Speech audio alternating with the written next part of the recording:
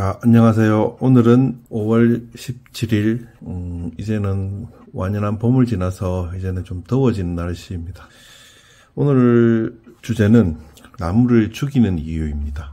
그래서 보통 초보 때는 나무를 많이 죽이게 됩니다. 저도 참 많은 나무를 죽여봤습니다.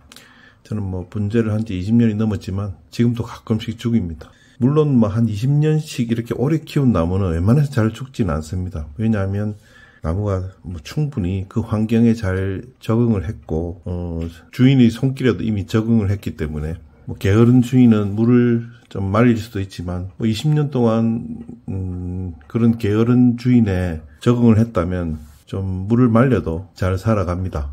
그렇기 때문에 보통 오래 키운 나무는 잘 죽이지 않습니다. 그런데 가끔씩 오래 키운 나무도 죽이는 경우가 전혀 없지는 않습니다. 그러나 보통은 새로 입수한 나무, 산지 한 1, 2년 이내의 나무들을 보통 죽이게 되죠. 그래서 나무를 죽이는 이유는 여러 가지가 있는데 제가 하나 내세울 수 있는 경력은 나무를 많이 죽여봤다는 것입니다. 그래서 왜 죽는 줄도 잘 알고 죽이는 데는 제가 일가견이 있습니다. 요즘 나무를 잘 죽이진 않지만 예전에 참 많은 나무를 죽였습니다. 자, 나무가 죽는 이유는 물을 못 빨아 올려서 죽게 됩니다. 다시 말해서 나무는 이제 말라서 보통 죽게 되죠.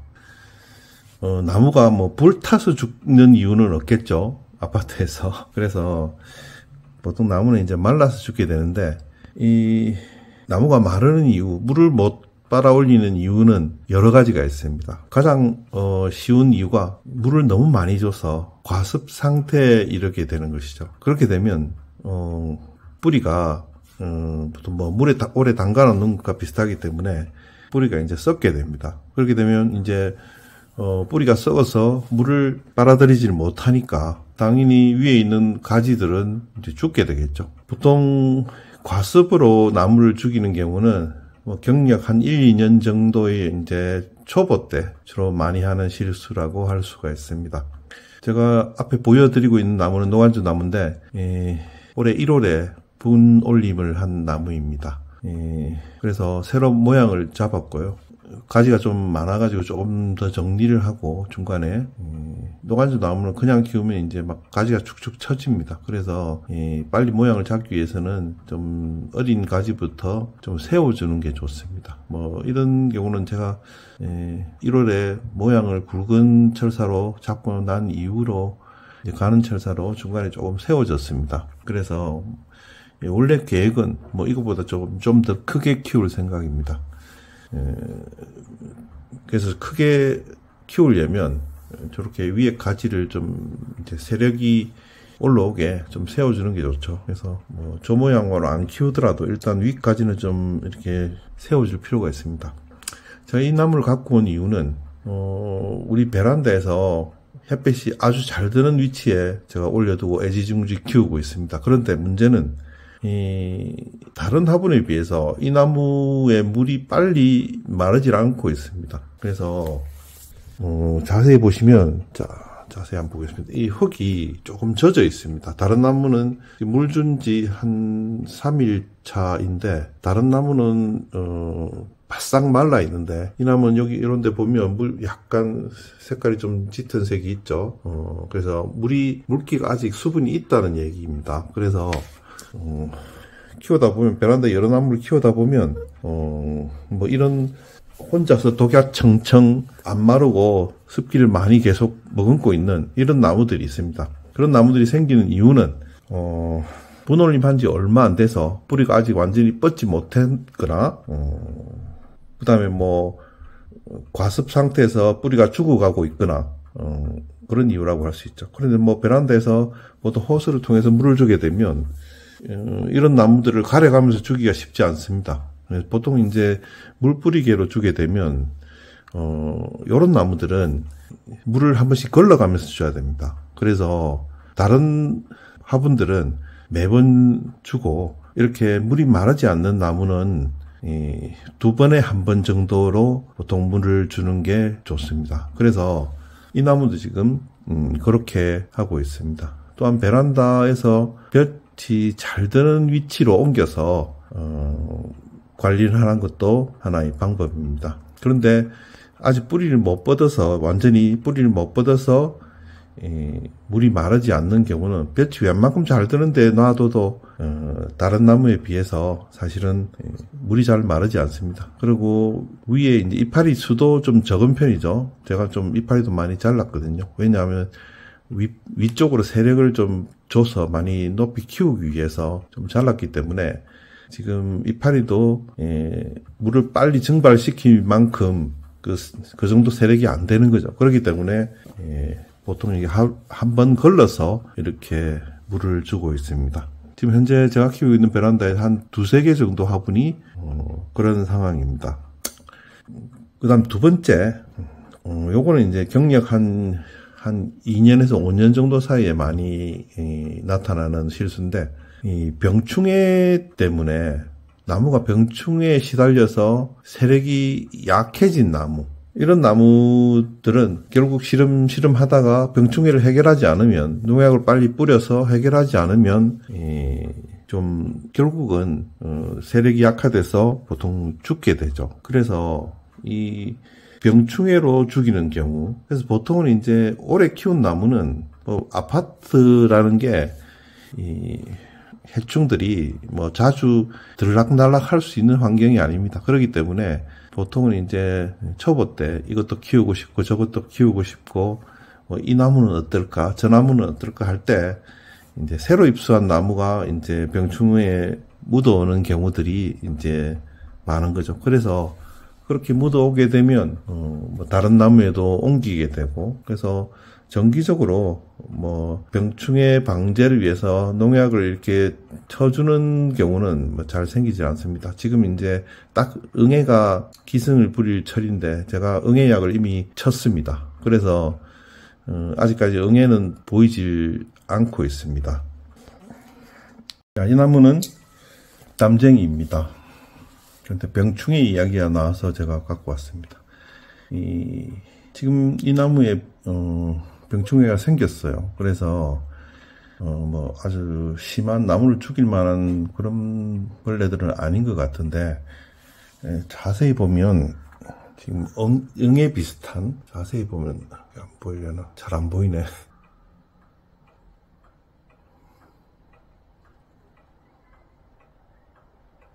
저 뒤에 좀 거무잡잡한 게 보이죠? 조금 보이는데, 지금 약간 까무잡잡한 조그만 벌레, 크기는 응애 크기인데, 보통 응애는 저렇게 까맣진 않은데, 보통 이렇게 초록색 비슷한 색깔이죠. 그래서, 제가 응애 및 진딧물에 듣는 약을 쳤는데, 약이 잘 듣질 않네요. 그래서 한 2번 쳤는데 안 없어져가지고 지금 요 나무를 통째로 들고 지금 농약 가게에 가서 한번 물어볼 생각입니다.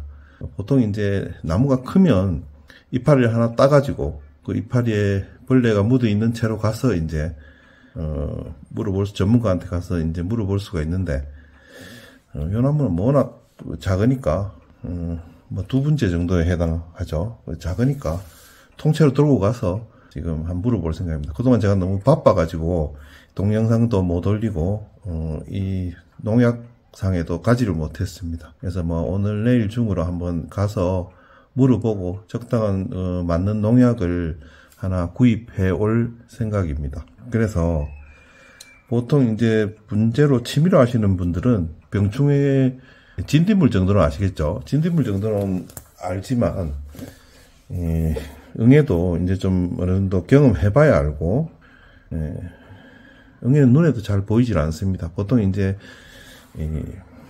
거미줄 같은 게 좀 막 날리고 이러면, 응애가 왔구나, 이렇게 아주 작기 때문에 자세히 보면 보입니다. 그런데 이제 자세히 안 보면 잘 보이지도 않고, 거미줄이 좀 날린다 싶으면 응애가 왔구나 이렇게 생각하시면 됩니다. 그래서 지금 이 나무 같은 경우 응애도 아니고 그래서 이게 뭔지 제가 한번 농약상에 가서 적당한 농약을 하나 사올 생각입니다.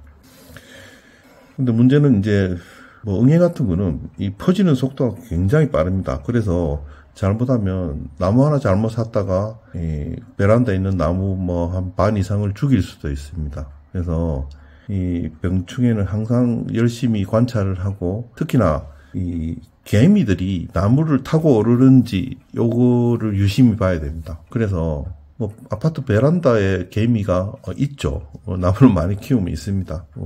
나무에 묻어오기도 하고.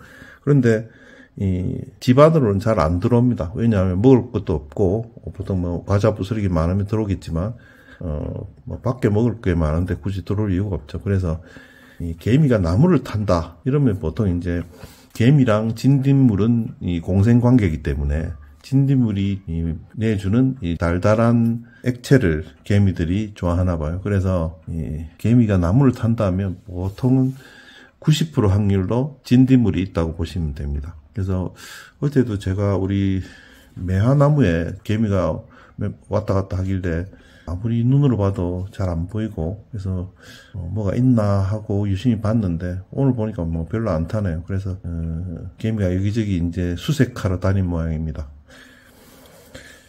병충해는 보통 경력 한 2년에서 5년 정도 때 많이 겪는 나무를 죽이는 이유라고 할 수가 있습니다. 그 다음에 세 번째, 수세가 약한 나무를 괴롭힐 때, 이럴 때는 일단 나무가 특히나 뭐 새로 입수해서 적응을 하지 못한 상황이라면 더 큰 문제가 되죠. 자, 보시고 있는 나무는 제가 올리브 나무인데 삽목에서 키우다가 이제 분올림을 하자마자 제가 철사를 걸었습니다. 토피어리형으로 키우려고 바로 쭉 세웠는데, 밑에 가지는 다 따고 위에만 남겨서 세웠는데 보시다시피 죽어버렸습니다. 그래서 이렇게 이 나무가 죽은 이유는 보통은 이제 분올림 할 때는 이 뿌리를 많이 자르게 되죠. 그래서 보통 뒷근은 과감하게 잘라버리고 새로운 뿌리를 많이 받는 가장자리 쪽으로 새로운 뿌리를 많이 받는 쪽으로 하기 위해서 많이 뿌리를 자르게 됩니다. 물론 뿌리를 자르는 것과 함께 가지도 함께 많이 자르죠. 그래서 균형을 좀 맞춰줘야 되는데, 이 나무 같은 경우는 이제 뿌리를 많이 자르고 분올림을 해서 이 나무가 적응하기 전에, 다시 말해서 뿌리를 충분히 뻗고 이파리를 정상적으로 내고 이런 과정에 들어가기 전에 철사거리를 가혹하게 한 게 사망의 원인이 되었다고 할 수 있습니다. 그래서 보통 이런 경우에는 일단 수세가 약화되면서 뭐 병충해도 올 수 있고, 그 다음에 나무가 견디지 못하고 이렇게 보통 이렇게 죽어버리는 경우들이 있죠. 그래서 보통 이제 어린 삽목한 나무들을 분에 올릴 때는 뭐 일부 죽는 것도 감수하고 이렇게 뿌리를 보통 이렇게 팔방을 만들기 위해서 뒷근을 과감하게 잘라줍니다. 그래서 뭐 그런 경우는 어쩔 수 없는 것이라고 볼 수가 있죠. 그런데 이것 같은 경우는 이제 사실은 제가 잘못해서 죽인 거죠. 이렇게 심어놓고 뿌리를 충분히 뻗을 시간을 주고 한 내년 정도에 이제 철사를 걸었어야 되는데 너무 성급했던 거죠. 그래서 결국은 이게 죽게 되었습니다. 이처럼 나무가 죽는 이유는 참 다양합니다. 그래서 수세가 약한 나무를 이제 괴롭히는 방법은 뭐 이것처럼 철사거리를 과도하게 할 때, 요때도 좀 괴롭히는 거죠. 그 앞에 본 노간주 나무도 사실은 좀 안전하게 가려면 이번 겨울 정도에, 오늘 다가오는 겨울 정도에 이제 한 1년 후죠. 1년 후에 철사거리를 하는 게 맞다고 할 수가 있는데, 분올림을 새로 했기 때문에 그것도 조금 이제 무리한 거라고 할 수 있죠. 그 다음에 이제 농약을 과도하게 치는 거, 그런 것도 수세가 약한 나무를 괴롭히는 하나의 중요한 방법이죠. 그래서 농약은 정해준 대로 뭐 예를 들어 일주일 간격으로 2번 차라, 뭐 응애약은 보통 그렇게 많이 하거든요.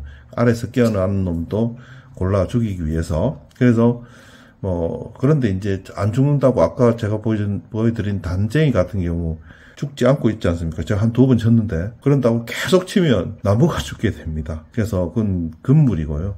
그래서 보통 이제 나무가 적응할 시간을 주는 것이 필요합니다. 수세가 약한 나무를 괴롭혀서 이제 나무를 죽이는 경우가 충분히 있고요. 그다음 네 번째로 물을 말려서 죽이는 경우가 있습니다. 과습이 아니고 물을 적게 줬어. 이런 경우는 초보인 경우는 뭐 거의 없고요. 보통 좀 약간 이제 중고수 이상이 되었을 때 오히려 이런 경우들이 한 번씩 있습니다. 그래서 예전에 저는 뭐 한 본체하고 한 5년 이상 되었을 때 제가 아침마다 이제 물을 줬는데 물 주는 것은 이제 뭐 여름 되면 아침마다 줘야 됩니다. 심지어는 뭐 하루에 2번 줄 수도 있습니다. 그런데 아침마다 물을 줬는데 너무 많이 주는 거 아닌가 이런 생각이 들어서 좀 이렇게 좀 말려가면서 조금 마른 모습으로 키워보고 싶었습니다. 문득. 그래서 이제 뭐 한 2, 3일 간격으로 조금 간격을 늘려서 주다 보니까 마른 나무들이 생기더라고요. 그래서 뭐 그런 경우는 보통 이제 갑자기 팍 죽는 경우는 잘 없는데 조금씩 이제 가지도 조금씩 마르고 뭐 조금 시간이 걸려서 죽는 경우들이죠. 지난번에 보여드렸던 황피 느릅나무, 제가 한 20년 키운 황피 느릅나무는 제가 제주도에 한 달 살기를 갔었는데 1월에 갔었습니다. 1월 초에 가서 1월 말에 오는 한 달 살기를 갔었는데 저희 집사람이 집에 있으니까 뭐 좀 이렇게 물 좀 대신 좀 주라고 이렇게 이야기를 했는데, 그래서 어느 간격으로 줘야 되냐고 하길래 뭐 그때 1월은 정말 추울 때 아닙니까? 1월은 뭐 부산도 영하 한 10도 정도까지도 내려갑니다. 그래서 그런 때는 보통 일주일에 한 번 정도만 주면 됩니다. 그래서 아무 생각 없이 일주일에 한 번 줘라 이랬더니 일주일에 한 번 줬는지는 모르겠으나 돌아와 보니 나무가 말라 죽어 있었습니다. 그래서 특히나 이제 화렵수는 이파리를 겨울에 다 떼고 없기 때문에 나무가 말라 죽었는지를 알 길이 없어요. 그래서 표시가 잘 안 나기 때문에 봄이 돼봐야 나무가 죽었는지 안 죽었는지, 이파리를 못 내면 말라 죽은 거죠. 그래서 그 나무는 이제 그래서 말라 죽인 나무라고 할 수가 있습니다. 그래서 조금 가슴이 아프긴 했는데, 제가 제일 싫어하는 것 중에, 제가 살면서 제일 열받는 것 중에 하나가 다른 사람 도와주고 욕 들은 거예요. 그래서 도와준다는 것은 뭐 어떤 대가를 안 받고 나의 노동력을 쓴 거죠. 그런데 도와주고 욕 듣는 경우가 한 번씩 있더라고요. 뭐 제가 좀 가방끈이 길다 보니까 한 번씩 뭐 논문 쓸 때, 박사 논문 쓸 때 뭐 이럴 때 한 번씩 도와주는 때도 있는데 도와주고 욕 들으면 정말 좀 열받아요. 그래서 곰곰이 생각해보니까 나를 도와준 건데 나무 주겠다고 화내면 안 될 것 같아서 조용히 아무 말 안 했습니다. 가슴에 묻었습니다. 그래서 제가 한 20년 넘게 키운 나무 중에서 지금 살아있는 나무는 노관주 나무 하나라고 할 수가 있습니다. 저희 20년 경력을 증명해 줄 나무라고 할 수가 있습니다. 뭐 지금 보고 계시는 나무도 이 분올림을 한 지 얼마 안 되는 나무입니다. 올해 1월에 분올림을 해서 삽목 뭐 한 2, 3년 차 정도 되는, 2년 차 정도 되겠네요. 그래서 분올림을 새로 했는데, 이 중에 이렇게 뿌리를 많이 자르고 보통 분올림을 하거든요. 그래서 특히 직건이 나 있으면 뭐 바로 잘라버리고, 옆에 조금이라도 옆으로 난 것들이 있으면 직건을 완전히 잘라버리고 분올림을 하니까 거기에 견디지 못하고 이렇게 죽는 나무들이 한 번씩 있습니다. 그래서 1월에 분올림을 했는데, 지금 오른쪽에 올리브는 그 새싹을 냈죠. 그래서 내고 있는데, 왼쪽에는 아직 새싹을 안 내고 있습니다. 그래서 내가 죽을까 말까 고민하고 있는 애라고 할 수가 있습니다. 그래서 이런 경우에는 이제 뭐 죽지는 않겠죠. 지금 이미 오래됐으니까. 근데 보통 이제 분올림해서 죽는 나무는 보통 뭐 한 보름 내로 이렇게 비실비실합니다. 그래서 말라서 보통 죽게 되죠. 햇빛을 보지 못해서 죽는 경우, 5번째, 햇빛을 보지 못해서 죽는 경우도 있는데, 보통 베란다에 있으면 이제 뭐 많이 들어오든 적게 들어오든 햇빛은 보게 되죠. 그래서 그게 이제 적게 보는 경우에는 성장이 좀 늦고, 심지어는 뭐 양수 같은 경우에는 햇빛을 제대로 못 봐서 시름시름 이렇게 앓다가 수세가 약해서 죽을 수도 있죠. 그런데 이제 햇볕을 못 보게 되면 나무들은 보통 이게 약해집니다. 세력이 약해지면 그만큼 병충해나 뭐 이런 다양한 문제에 못 견디게 되는 경우가 많습니다.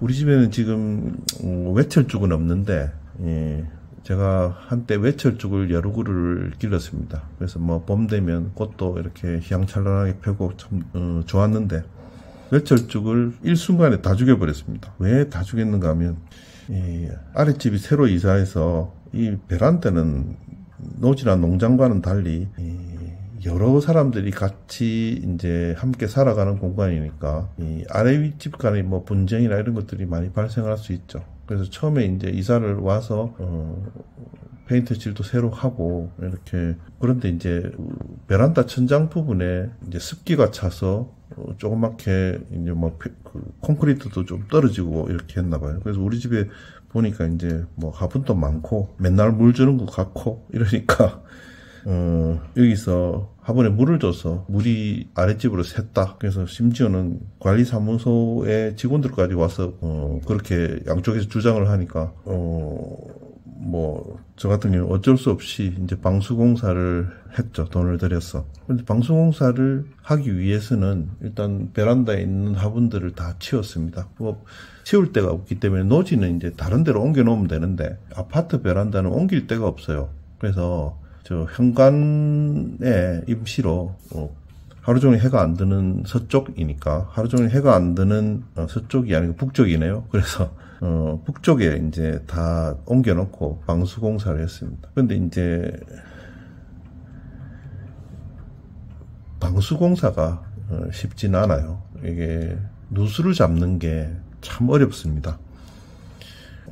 그래서 누수를 못 잡아서 굉장히 오랫동안 공사가 진행될 수도 있고요. 우리 집 같은 경우에는 방수를 다 방수공사라는 게 뭐 별거 없습니다. 보통 이제 뭐 실리콘 바르는 정도, 틈틈이 실리콘을 바르는 정도라고 할 수가 있죠. 다시 말해서 콘크리트 자체로는 물이 새지 않는다는 거죠. 그래서 틈마다 이제 실리콘을 다 발랐는데도 불구하고 누수가 전혀 잡히지를 않았습니다. 그래서 제가 쭉 보니까 이제 밖에도 이렇게 휴대폰을 짝대기에 달아서 이제 좀 밖에 벽도 촬영하고 이렇게 제가 한번 연구를 해보니까 외벽에 틈이 생겨가지고 균열이 생겨가지고 그 외벽 쪽으로 물이 들어오고 있는 걸 확인했습니다. 그리고 우리 집에도 베란다에 습기가 차는 부분이 바닥이 아니고 바닥과 가까운 벽이었어요. 그래서 이거는 제가 그 관리사무소 사람을 불러서 이거는 외벽에서 새는 거다. 그래서 거기도 뭐 저 반대편에 가서 망원경으로 이렇게 막 관찰하고 뭐 하더니